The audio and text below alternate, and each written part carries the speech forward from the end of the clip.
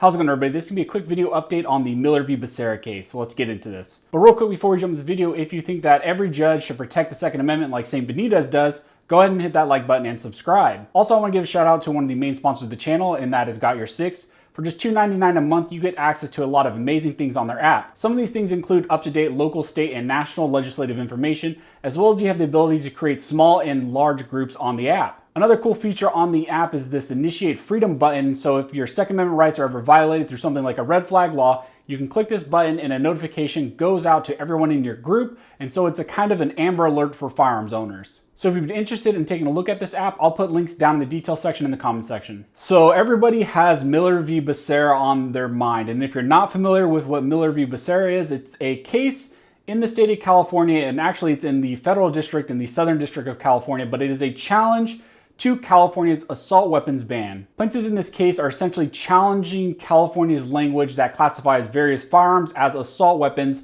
and therefore prohibits their possession. So there was an evidentiary hearing that started yesterday, October 19th, 2020, and a lot of people are anticipating that that might have been the final day and that actually we might actually have this in Judge Benitez's hands after the fact. But if you watch my last video, actually as I was filming that video, I got an up-to-date information from Firearms Policy Coalition, and they essentially sent out a notice that the case still has some evidentiary aspects to still play out. There are still some witnesses that need to be heard, and so the evidentiary hearing was extended out to the remainder of the week. And so today we got further information that the evidentiary hearing was continued out till October 22nd, and it seems like it's going to extend to the end of the week. And so there are still some witnesses that need to be heard, and I've been getting a lot of questions about what exactly this is. A lot of people are saying, well, it's just saying it's an evidentiary hearing, or there's been some posts out there saying this is just an evidentiary hearing. It has nothing to do with the motion for preliminary injunction. So I just want to clear up a few things about this actual hearing, the evidentiary hearing, the motion for preliminary injunction, and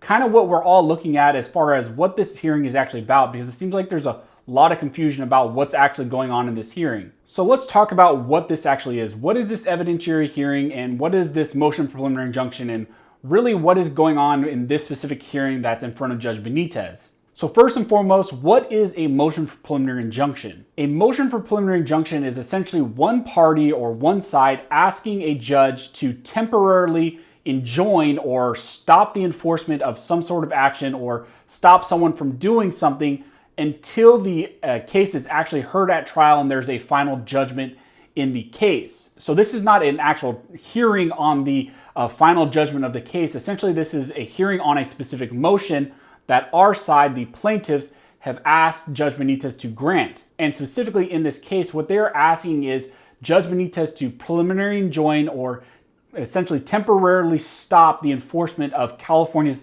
assault weapons language here in the state. And they're asking him to put an injunction on that language until the final judgment in the case. And so when it comes to a motion for preliminary injunction, there are elements to the motion that you have to meet if you're the person calling for the motion. So our side has the burden of proving specific elements so that the motion for preliminary injunction can be granted by Judge Benitez. And so those elements are a likelihood of success on the merits of what they are bringing, that the balance of equities tilt in our favor instead of the state's favor, that the preliminary injunction would be for the benefit of the public interest, that the individual calling for the motion would be irreparably harmed if the injunction is not granted, and that there is no other remedy. So those are the standards for the motion for preliminary injunction, and those are the standards or the elements that our side has to meet.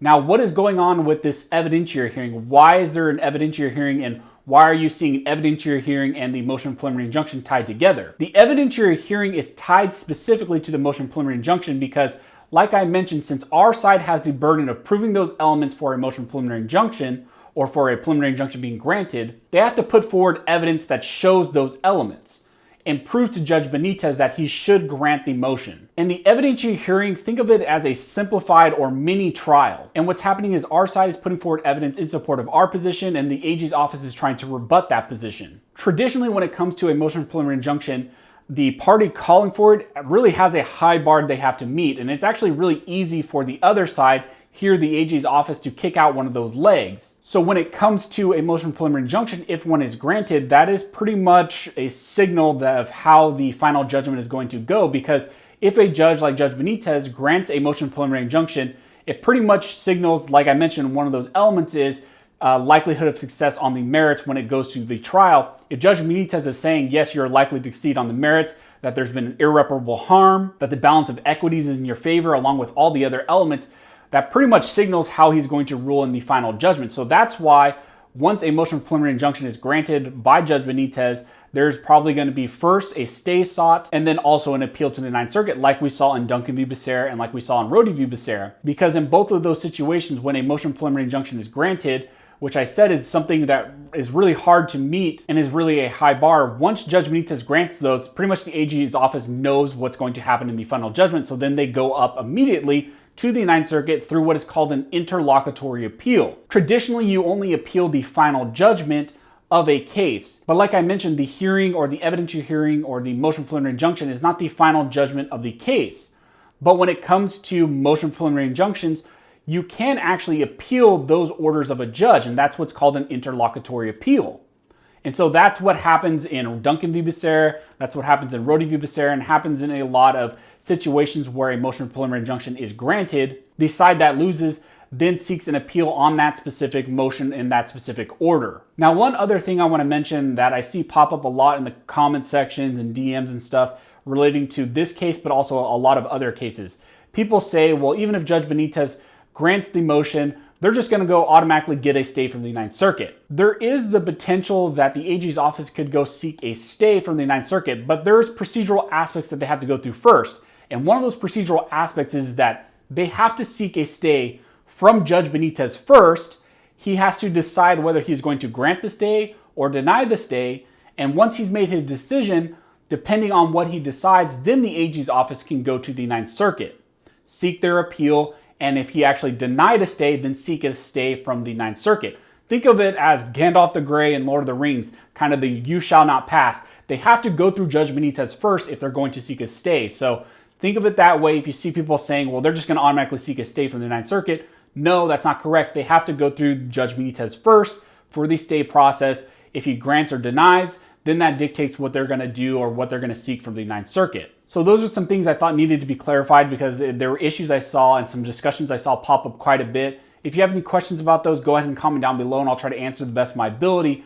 But as far as this Miller v. Becerra, the evidentiary hearing, the motion for preliminary injunction, all of that is being continued. It's going to start back up October 22nd and hopefully end by this week. And then the issue is in Judge Benitez's hands whether or not he's going to grant the motion or deny the motion. And of course, once we get information or updates or anything like that, I will let you guys know. If you like this video and you'd like to support the channel, one of the best ways to do that is like, comment, subscribing, and make sure you hit that notification bell because that helps the channel analytics, helps us spread the word about the Second Amendment, also helps spread the word about things like this that are going on in the state of California. Also, I want to thank one of the other sponsors of the channel, and that is USCCA. USCCA provides legal protection for law-abiding citizens like me and you. So if you have a CCW permit and you would like to protect yourself on the legal aspects, not just the self-defense aspect, I always recommend USCCA, and I'll put links down in the detail section in the comment section if you'd be interested in that. So as always, thanks guys for watching. Don't forget to like, subscribe, and never forget this nation was built by armed scholars, and this nation will be maintained by armed scholars.